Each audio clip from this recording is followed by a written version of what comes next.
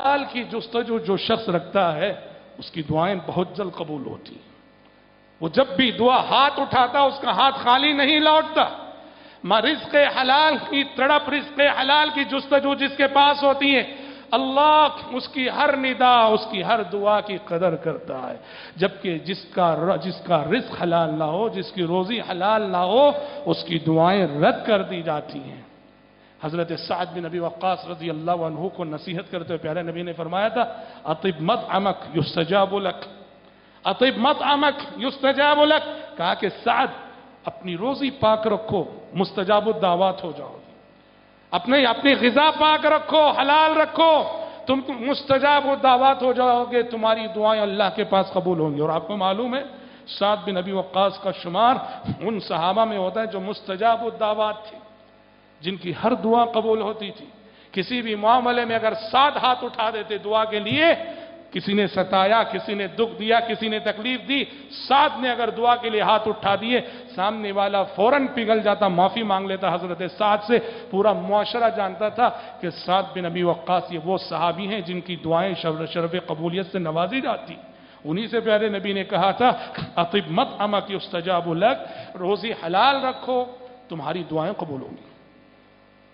ورنہ روزی حلال نہ ہو، حرام کھاتے ہیں، حرام پیتے ہیں، حرام پہنتے ہیں، حرام گھر میں بستے ہیں، حرام چیزوں میں پلتے ہیں، حرام غذا پہ پلتے ہیں، قبولیت دعا کے ہزار سبب رکھ لو اپنے پاس، دعائیں قبول نہیں ہوگی۔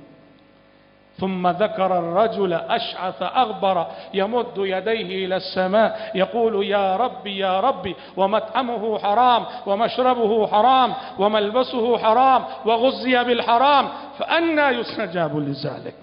پیارے نبی نے جب کہا ان اللہ طیب ولا يقبل الا طیبا، اللہ پاک ہے اور پاکیزہ چیزوں ہی کو قبول کرتا ہے، اس حدیث میں آگے فرماتے ہیں حضرت ابو ہریرہ رضی اللہ عنہ، پیارے نبی نے ایک ایسے شخص کا تذکرہ فرمایا جو لمبا سفر کر کے جا رہا ہے، لمبا سفر، اور آپ کو معلوم ہے سفر میں دعائیں قبول ہوتی ہیں، مسافر کی دعا رد نہیں ہوتی، مسافر کی دعا قبول ہوتی۔ یہ سفر میں ہے، لمبا سفر، اور بھی حالت کیسی ہے، اشعث اغبر، پراگندہ حال ہے، پراگندہ بال ہے، اور یہ پراگندگی بھی عاجزی پیدا کرتی ہے اور یہ عاجزی قبولیت دعا کا سبب بنتی ہے۔ یہ شخص جو قبولیت دعا کے اتنے اسباب رکھتا ہے، پیارے نبی کہتے ہیں ایسا مسافر جو طویل سفر پہ نکلا ہے، پراگندہ حال ہے، پراگندہ بال ہے، دونوں ہاتھ اٹھا کے دعائیں کر رہا ہے، کہہ رہے اے اللہ اے اللہ۔ پیارے نبی نے کہا حال یہ ہے وَمَطْعَمُهُ حرام، اس کا کھانا حرام کا ہے، وَمَشْرَبُهُ حرام، اس کا پینا حرام کا ہے، وَمَلْبَسُهُ حرام، اس کا لباس حرام کا ہے، وَغُذِّيَ بِالْحَرام، اس کی پوری غذا حرام کی ہے۔ فَأَنَّى يُسْتَجَابُ لِذَلِكَ، ایسے شخص کی دعائیں کہاں سے قبول ہوں گی؟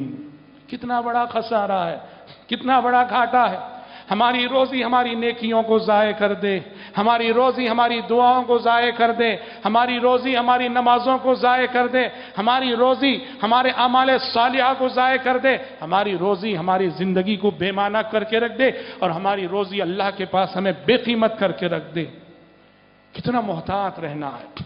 اسے محترم بھائیوں، زندگی میں طلب حلال کی جستجو رکھو، اپنے لقمے کا جائزہ لو، دیکھو من این اکتسبہ، کہاں سے کما رہے ہو۔ مال کے سلسلے میں دو سوالات ہونے والے ہیں ہر انسان سے، جو بھی مال دنیا میں تمہارے ہاتھ میں آیا کن راستوں سے کمایا تھا، من این اکتسبہ وفیما انفقہ، کن راستوں سے کمایا اور کن راستوں میں خرچ کیا، جواب دینا ہے۔